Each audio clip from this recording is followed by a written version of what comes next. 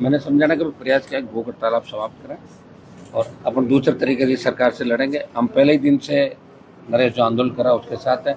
और पहले दिन जब पार्लियामेंट चली थी उस समय डूंगरपुर बांसवाड़ा के सांसद, नगीना के सांसद, मैं स्वयं था।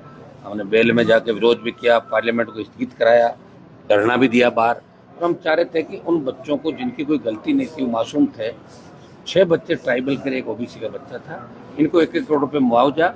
उन तमाम अधिकारियों की जिनकी वजह से स्कूल स्टाफ ने ये कहा था कि स्कूल नहीं चले, जर्जर भवन है, उसके बावजूद उस स्कूल को चालू कराया। तो इतनी बड़ी घटना के अंदर उस पर पर्दा डाल देना ये दिखाता है कि आदमी की या बच्चों की जान की कोई कीमत नहीं है। सरकारें कुछ भी नहीं सोच रही है।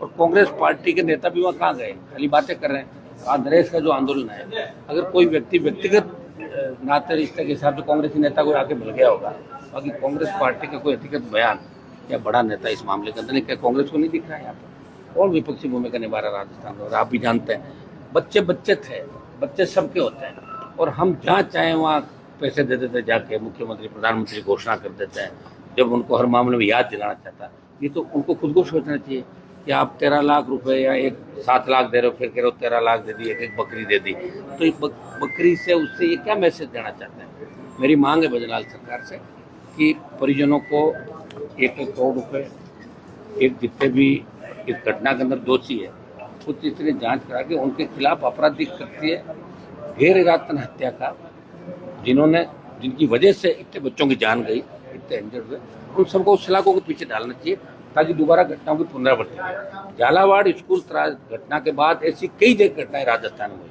जैसलमेर के अंदर हुई और हुई, रोज पढ़ रहे हैं स्कूल की छत गिरी, स्कूल गिरी। अभी भी सरकार कहाँ सोच रही है? पता है सरकार को कुछ करना ही नहीं है। 10 दिन मुआवजे की मांग चलेगी, मुआवजा लिया, लोग घर बैठ जाएंगे। लोग भी सोचकार है राजस्थान में। अगर लोग सोचते, लोगों का तो माइंड सेट है एक बार बीजेपी को वोट देंगे, बीजेपी नाराज होगा, कांग्रेस को दे देंगे, तो फिर नेता भी क्यों लड़ेंगे? उनको पता अपना भी वोट दे देंगे, टिकट के लिए वो परिक्रमा करेंगे दिल्ली में अपने अपने नेताओं। राजस्थान के बर्बादी का कारण आप एसआई भर्ती का मामला देख लीजिए। सुप्रीम कोर्ट गए लोग, प्रयास हम कर रहे हैं कि उसके अंदर जीत तो निश्चित जीत होगी। नरेश मीणा का जो आंदोलन, सबसे पहले नरेश को ही कहा कि आप एक बार इसको समाप्त करें।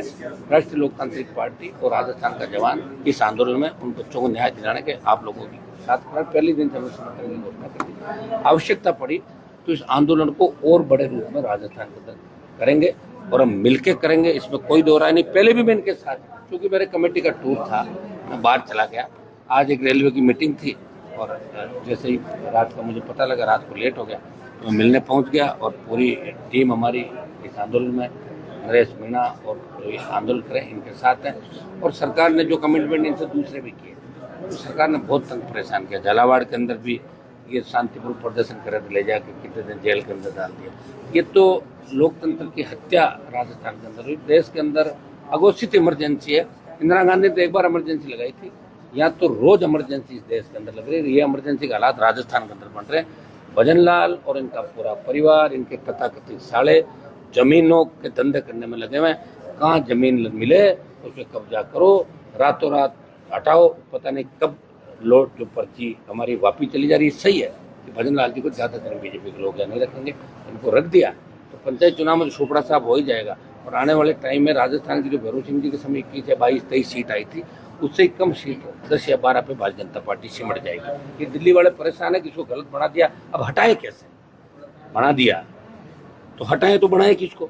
ये झगड़ा दिल्ली के अंदर, दिल्ली में तय हो चुका कि भजनलाल जी को रवाना करना।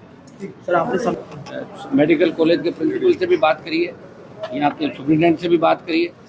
अभी हम चाह रहे थे कि उनको अलग से कुछ लोगों को, जो प्रमुख लोग हैं, उनको मिलने भी दिया जाए। सरकार के लिए कम लोगों को मिला, हुई गलत है।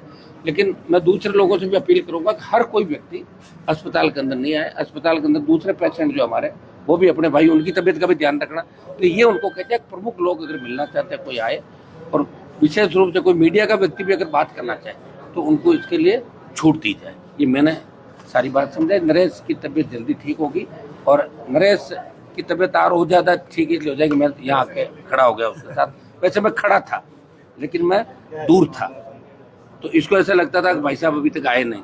मैं आज आ गया, उसका समाधान में निकाल देंगे। इसमें 100% जीत कराएंगे, बच्चों को राहत दिलाएंगे और परिजनों को पूरा मुआवजा और दोषियों के खिलाफ कड़ी कार्रवाई कराएंगे।